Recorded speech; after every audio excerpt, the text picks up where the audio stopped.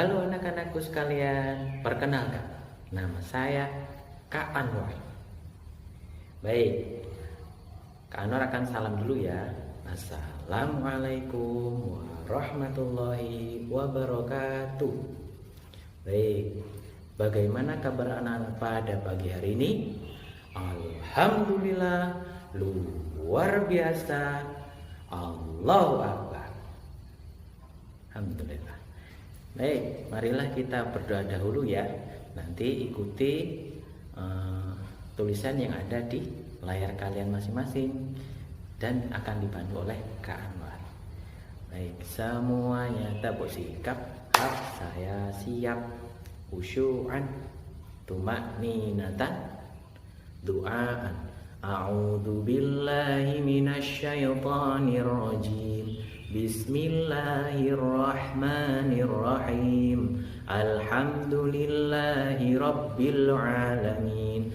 Ar-Rahmanir-Rahim. Maliki yaumiddin. Iyyaka na'budu wa iyyaka nasta'in. Ihdinas siratal mustaqim. Siratal ladzina an'amta 'alaihim ghairil maghdubi 'alaihim waladdallin. Amin. Rabbi zidni 'ilman warzuqni fahman. Ya Allah, tambahkanlah aku ilmu pengetahuan dan berilah aku pemahaman. Amin. Alhamdulillah, kita sudah berdoa dan selanjutnya adalah pembelajaran yang akan kita pelajari. Baik, anak-anak sekalian, bertemu lagi dengan Kak Anwar. Anak-anak sekalian, hari ini kita akan belajar tentang perilaku terpuji. Di antaranya itu adalah hidup sederhana. Apa sih hidup sederhana itu? Ada yang tahu tak? Ya, kita akan bahas setelah pembacaan kalamullah berikut ini ya. Baik. A'udzu billahi minasyaitonir rajim. Bismillahirrahmanirrahim. وَالَّذِينَ إِذَا أَنفَقُوا لَمْ يُسْرِفُوا وَلَمْ يَقْتُرُوا وَكَانَ بَيْنَ ذَلِكَ قَوَامًا. Yang artinya, dan orang-orang yang apabila membelanjakan hartanya, mereka tidak berlebihan dan tidak pula kikir, dan adalah di tengah-tengah antara yang demikian. Baik, itu adalah pembacaan kalamullah. Dan ternyata di dalam pembacaan tersebut yang artinya itu adalah merupakan ciri-ciri orang-orang yang hidup sederhana. Hidup sederhana. Apa sih hidup sederhana itu? Hidup sederhana itu adalah hidup sesuai kemampuan. Jadi dia tidak melebih-lebihkan. Jadi hidup sederhana itu enak. Jadi apa adanya, begitu adanya ini ya ini, adanya itu ya itu, adanya ini itu ya sudah itu aja. Seperti itu. Baik, kita kupas ya. Apa sih ciri-cirinya?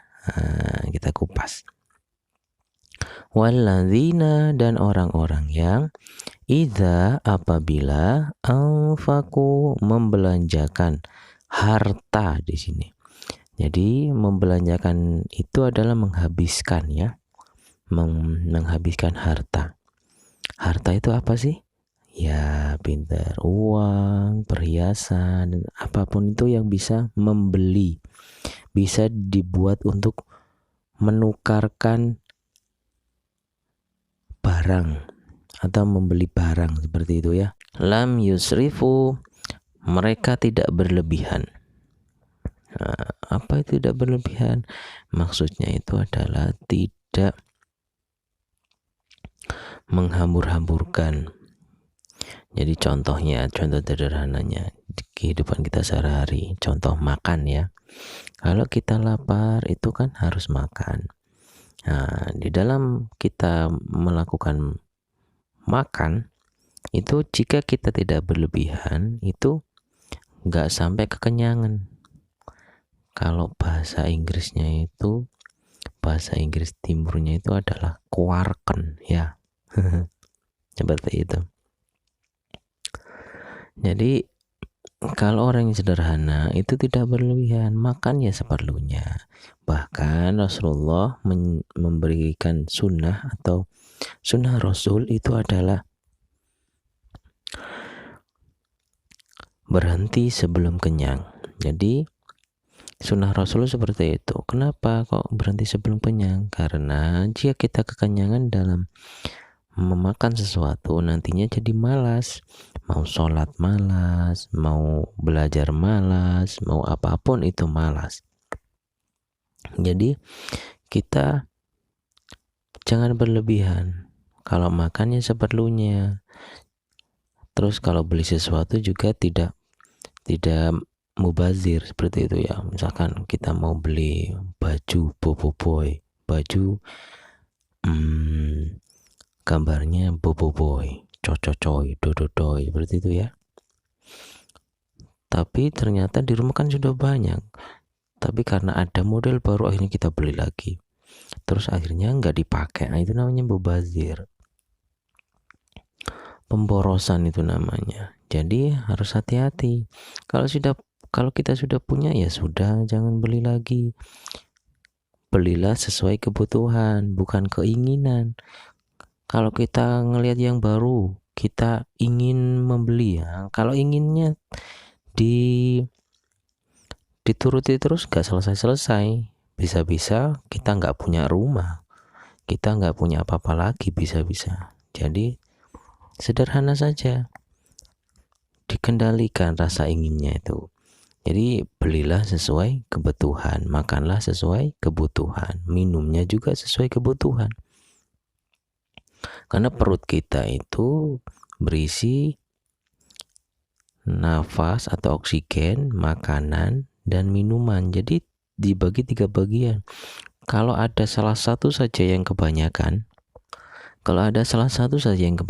nantinya itu jadi berlebihan dan akhirnya nggak bisa bangun, malas bangun, seperti itu. Dan akhirnya nanti nggak bisa nafas. Kan separuhnya itu nafas, separuhnya minum, terus separuhnya lagi makanan. Nah, jadi jangan berlebihan seperti itu ya. Dan selanjutnya, walam yaqturu, dan tidak kikir. Apa itu kikir? Kikir itu sama dengan pelit. Kalau bahasa Inggris timurnya itu medit.com. Nah, seperti itu, medit. Jadi orang yang sederhana itu tidak kikir atau tidak pelit. Kalau ada misalkan ada seseorang atau ada teman kalian yang nggak punya penghapus, ketika enak nulis ternyata kepanjangan, ternyata kependekan atau salah nulisnya. Kalau kita hidupnya sederhana itu, kalau kita baik ya dikasih dipinjemin, nyili penghapus iki salah iki, kate nulis Bobo Boy malah cococoy. Nah, dipinjemin. Itu orang yang baik seperti itu, yang hidup sederhana, tidak kikir. Apalagi ketika teman kalian pas istirahat di kelas, kalian enak makannya itu makan roti. Waduh, roti selai, enak, dadar gulung dadar, waduh enak. Teman kalian ternyata nggak makan. Nah, sebagai orang yang hidup sederhana dan baik, kasih setengahnya atau pokoknya dikasih lah. Jangan wadahnya tok yang dikasih. Kebuat apa, masa mau dimakan wadahnya? ya makanannya dikasih ya, seperti itu. Itu tanda kalau kalian itu orang sederhana atau baik dan nggak kikir. Dan bahaya kalau kalian kikir dan pelit. Coba kalau kalian kikir dan pelit itu nggak disukai orang lain. Ojo dijadi areku medit. Nanti seperti itu. Contoh yang paling sederhana dan yang paling bisa kita contoh itu adalah Nabi kita, Nabi Muhammad Shallallahu Alaihi Wasallam. Saking sederhananya beliau itu tidur di atas tikar anyaman. Tahu anyaman? Anyaman itu tikar yang dibuat oleh tangan, jadi dianyam, dirangkai sama tangan. Setiap bangun tidur beliau itu pasti ada yang nempel di pipinya beliau. Apa? Ya bekas anyaman tikar itu tadi. Kan kalau kita tidur dimanapun itu pasti nempel ke kulit kita atau membentuk apapun di kulit. Kan kenapa? Karena kulit kita itu kan elastis seperti karet, jadi bisa membentuk apapun tapi bisa kembali lagi. Itulah saking sederhananya beliau Nabi Muhammad SAW. Tidur aja di atas tikar. Kalau kita spring bed ya, kasur empuk, lapisnya lapis ratusan, seperti itu ya, saking banyaknya. Itulah contoh sederhananya beliau. Baik, selanjutnya itu adalah keuntungan orang yang sederhana. Yang pertama, orang yang sederhana itu berarti bertakwa kepada Allah. Kenapa aku bertakwa kepada Allah? Karena orang yang sederhana itu memenuhi perintah Allah. Apa sih takwa itu? Takwa itu adalah menjalankan perintah Allah dan menjauhi larangan Allah. Ya ini yang diperintahkan Allah itu ya sederhana, ya ikuti. Kalau disuruh Allah sederhana, ya ikuti.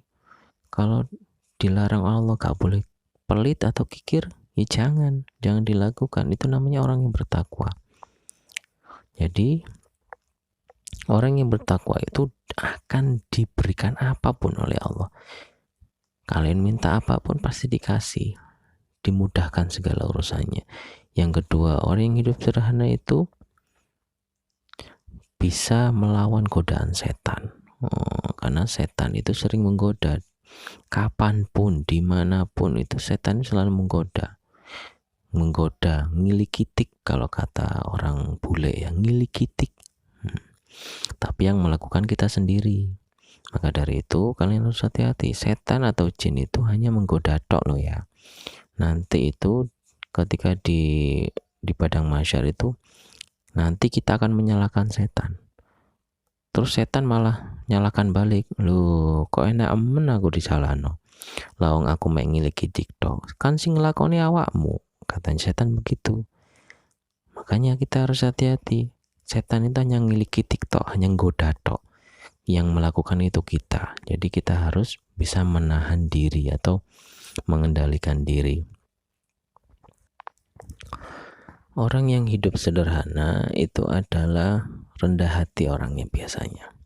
Rendah hati itu suka menolong, terus nggak sombong, itu rendah hati namanya. Kalau ada teman yang butuh pertolongan, ditolong, ya ditolong. Ya kebanyakan ngomong. Dan pasti kalau orang yang rendah hati itu disenangi orang lain. Enak nggak banyak teman? Enak nggak kalau apa-apa dibantu teman? Enak. Jadi kalau kalian mau dibantu oleh orang lain, maka kalian harus membantu orang lain. Kenapa? Karena kita itu adalah cerminan diri. Karena orang lain itu adalah cerminan kita. Jadi kalau kita baik, orang lain juga baik. Kalau kita buruk, orang lain juga buruk. Jadi tergantung kita. Selanjutnya, orang sederhana itu tidak akan ditempa gelisah. Apa itu gelisah? Gelisah itu ragu-ragu, nggak tenang. Kating ini ragu, kating ngono ragu. Enggak. Orang yang sederhana itu percaya diri, nggak gelisah. Terus yang terakhir, orang yang sederhana itu tidak pernah mengambil harta orang lain. Jadi nggak maling seperti itu ya. Orang sederhana itu ya apa adanya. Jadi kalau ada ya beli, kalau nggak ada ya sudah, nggak usah beli seperti itu. Baik, selanjutnya Pak Anwar akan membacakan kalam Allah lagi. Ini surat Al-Isra ayat 27. A'udzu billahi minasyaitonir rajim. Bismillahirrahmanirrahim. Innal mubadzirina kanu ikhwanasy syayatin wa kana syaitanu lirabbihi kafura. Yang artinya, sesungguhnya pemboros-pemboros itu adalah saudara-saudara setan, dan setan itu adalah sangat ingkar kepada Tuhannya. Nah, apa sih maksudnya? Yuk kita bahas bersama ya. Inna, sesungguhnya, al-mubadzirina, pemboros-pemboros itu. Mubadzirin, mubadzir. Mubadzir itu artinya pemboros. Jadi orang yang mubazir itu artinya boros. Maka dari itu kita nggak boleh berlebihan. Kalau kita makan berlebihan ternyata kekenyangan dan nggak habis, kan akhirnya mubazir makanannya. Nggak dimakan, dibuang akhirnya. Itu namanya mubazir. Jadi kita harus hati-hati. Kanu adalah ikhwana, saudara asyayatin, setan. Makanya orang-orang yang mubazir itu temennya setan. Kenapa? Kalau makanan kita nggak habis terus dibuang, yang makan siapa? Setan. Makanya sama kayak kita memberi makan setan. Makanya disebut ikhwani, ikhwana, saudara. Mau nggak jadi saudara setan? Nggak mau dong. Mbak Ana juga nggak mau, karena setan itu nantinya dilaknat oleh Allah. Apa itu dilaknat? Dilaknat itu artinya dibiarkan oleh Allah. Kate rono, kate rene, kate nganan, kate ngiri, kate ngetan, kate ngulon ngetan, kate nganan ngiri, kate rono rene, terserah. Sing penting akhirnya engkau dilemparkan ke neraka. Mau seperti itu. Makanya kalian beruntung kalau ada orang tua kalian yang masih ngomel, yang masih menasehati, yang masih mengingatkan, disyukuri. Itu tandanya itu Allah yang mengingatkan. Coba kalau nggak ada yang ngomel, kalau nggak ada yang nasihati, itu tandanya kalian dilaknat, dibiarkan oleh Allah.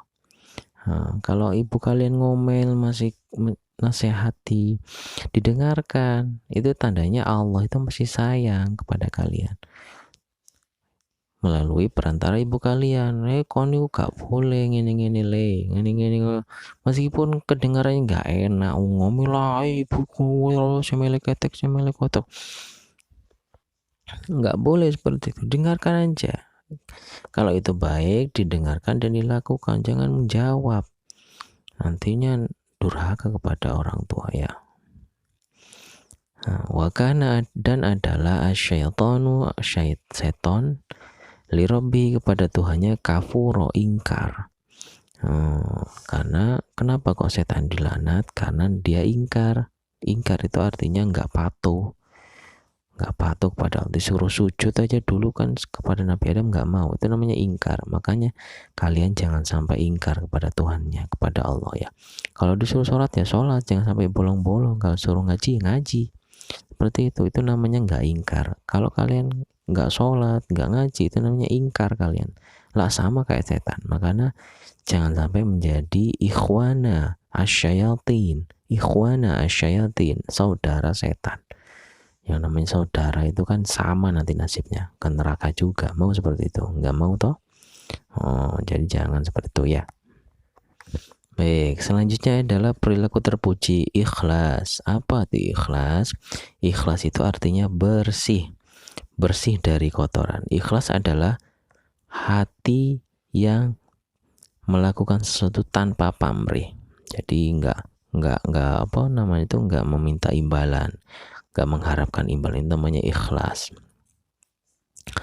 Nah, ikhlas itu biasanya itu adalah yang mengetahui ikhlas atau tidak ke dalam berbuat itu adalah Allah. Jadi nggak ada yang bisa mengukur orang lain konsing ikhlas ya, nggak bisa seperti itu. Yang bisa mengukur ikhlas atau tidaknya itu adalah Allah aja. Jadi misalkan kita memberi uang kepada teman kita, kilo tak kei, aku ikhlas kok ikhlas. Nah, seperti itu nggak boleh. Itu namanya nggak ikhlas sebenarnya. Kalau ikhlas sih nggak usah ngomong gitu, langsung ngomong kilo tak kei, kayak jajan ya. Ngono dong, nggak usah kebanyakan ngomong. Kalau kita ngomong ikhlas ya, aku ikhlas ya, aku ikhlas, nggak boleh seperti itu. Terus usahakan kalau kita memberi kepada orang lain itu tangan kanan memberi, tangan kiri nggak usah tahu. Maksudnya itu nggak usah ngomong-ngomong kepada orang lain. Kalau kita habis ngasih, aku lo maring kayak iya reiki 10.000, seakan kurung mangan are, gak iso jajan. Nah, itu namanya nggak ikhlas. Itu namanya nanti jatuhnya ke perbuatan yang tidak baik. Apa itu? Riya nantinya, pengen dipuji oleh orang lain. Makanya ikhlas itu tidak diumumkan kepada orang lain. Ikhlas itu yang mengetahui hanyalah Allah. Dalam berbuat sesuatu itu kita harus ikhlas karena Allah. Kenapa kok ikhlas karena Allah? Karena kalau kita ikhlas karena Allah, insya Allah Allah akan memberikan apapun yang kita inginkan. Ciri-ciri orang yang ikhlas itu adalah satu, beramal dengan sungguh-sungguh tanpa pamrih. Jadi kalau kita ikhlas itu, kalau disuruh sholat ya sholat, suruh ngaji ya ngaji.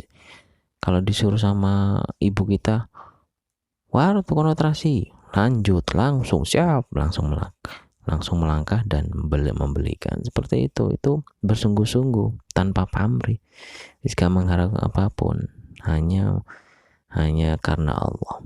Yang kedua, melakukannya itu dengan rajin dan tekun atau istiqomah. Jadi kalau kita sholat dengan istiqomah, kalau ada orang atau nggak ada orang ya sama. Kalau ada, misalkan ada ibu kalian, Allahu Akbar,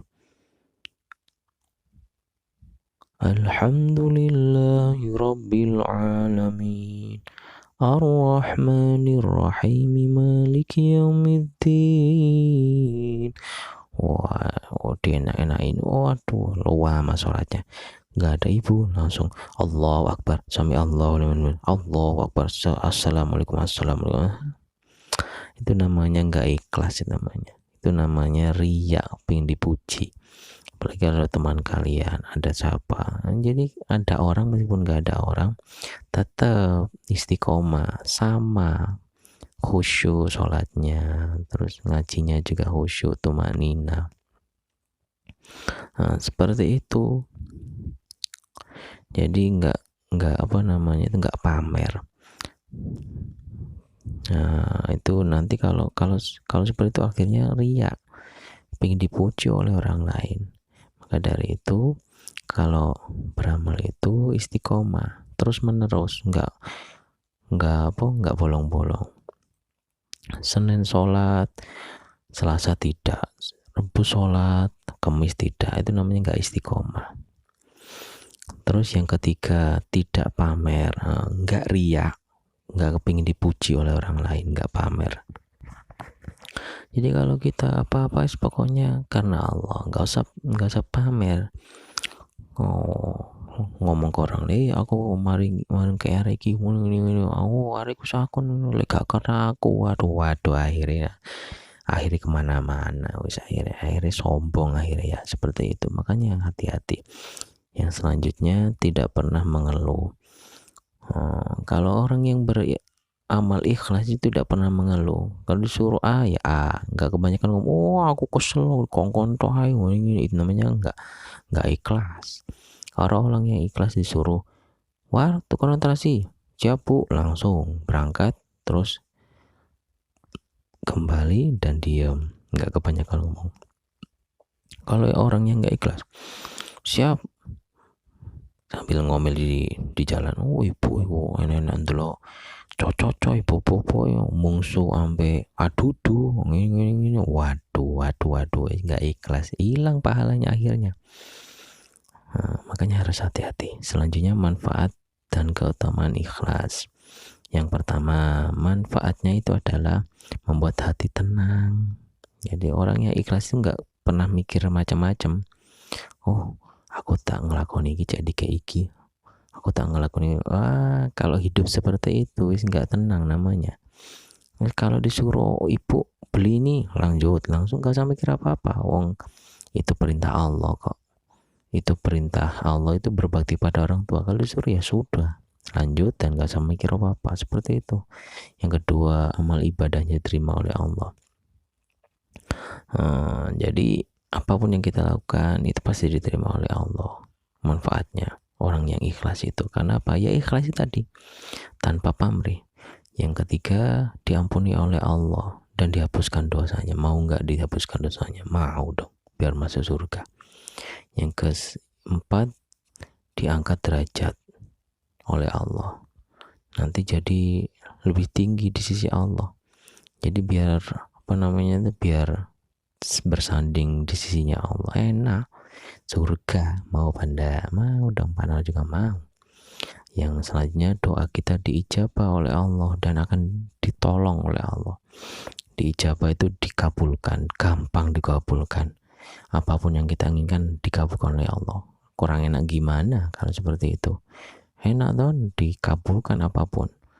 Aku minta ini dikasih, minta itu dikasih. Caranya apa? Yaitu bertakwa kepada Allah dan ikhlas dalam menjalankannya. Enak seperti itu. Itulah kita sudah belajar perilaku terpuji. Perilaku terpuji sederhana, nggak boleh kikir, nggak boleh berlebihan. Terus yang terakhir, yang tadi itu ikhlas dalam beramal. Pesan Pak Anwar, yuk kita sama-sama melakukan itu ya. Baik, sekian dulu dari Pak Anwar. Dadah. Alhamdulillahirrahmanirrahim. Pembelajaran kali ini sudah selesai. Baik, sebelum kita akhiri, marilah kita berdoa dahulu. Baik, semuanya tabuk sikap, saya siap, khusyu'an, tuma'ninatan, tu'aan.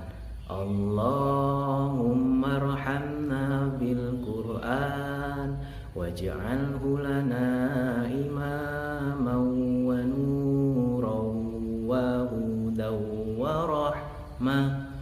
Allahumma dzakirna minhu ma nasina wa 'allimna minhu ma jahilna warzuqna tilawatahu ana al-laili wa atrafan nahar waj'alhu lana hujjatan ya rabbal alamin. Subhanakallahumma wa bihamdika ashhadu an la ilaha illa anta astaghfiruka wa atubu ilaik. Salaman. Assalamualaikum warahmatullahi wabarakatuh. Dadah teman-teman. See you next time ya. Ila liko.